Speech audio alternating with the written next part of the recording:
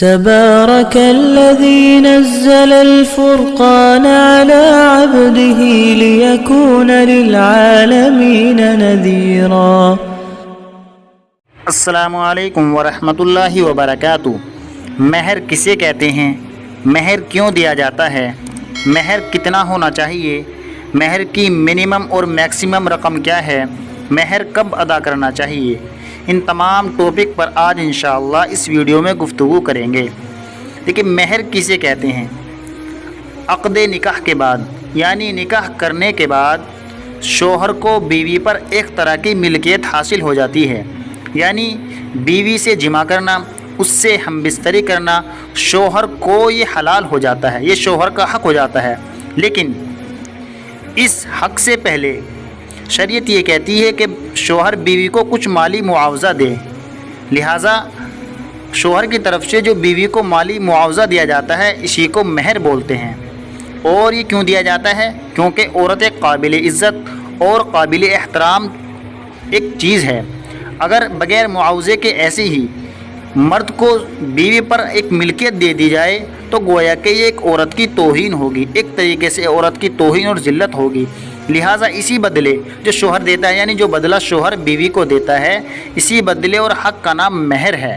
لہٰذا مہر اب اس بات کی علامت ہے کہ آج سے اس عورت کی دیکھ بھال، اس کی کفالت اس کے شوہر کے ذمے ہے۔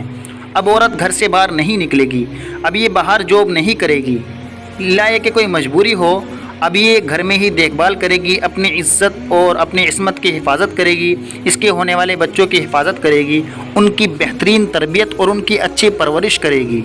اس عورت کے اخراجات اور اس کے ہونے والی اولاد کے اخراجات اس کے شوہر پر ہوں گے۔ مہر یہ عورت کا حق ہے، شوہر کو ضرور ادا کرنا چاہیے، اور مہر پہلی ہی ملاقات میں دے دینا چاہیے۔ قرآن کہتا ہے وَآتُوا النِّسَاءَ صَدُقَاتِهِنَّ نِحْلًا، اور اس مہر میں کوئی دکھاوا، کوئی نمائش اور کسی طرح کی ریاکاری نہیں کرنی چاہیے، اپنی کیپیسٹی سے باہر مہر نہیں باندھنا چاہیے۔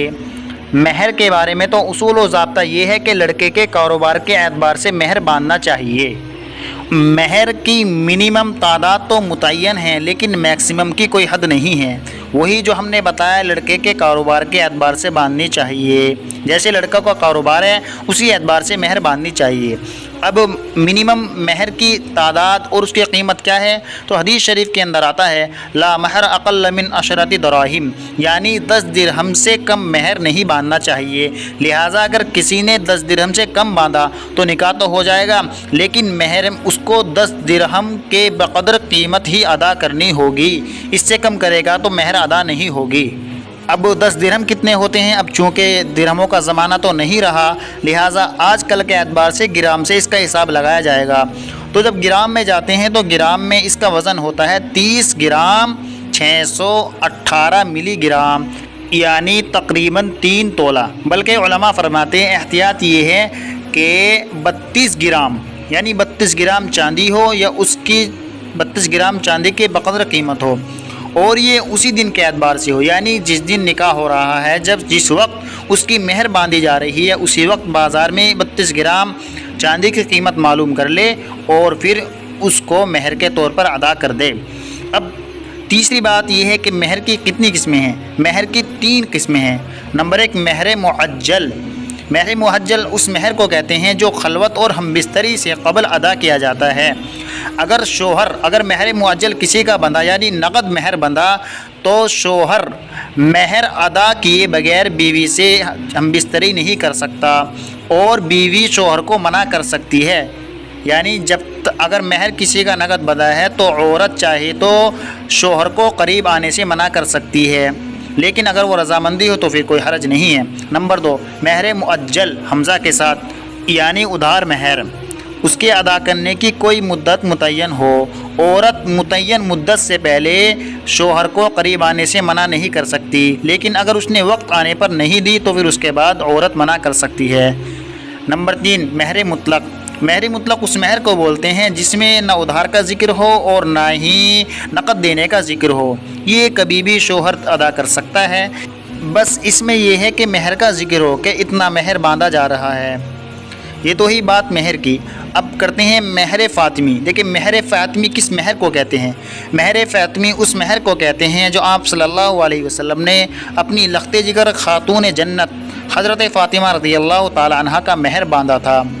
اور مہر فاطمی کے سلسلے میں بہت سے مختلف اقوال ہیں، لیکن راجح قول یہی ہے کہ مہر فاطمی کی مقدار 500 درہم چاندی ہے۔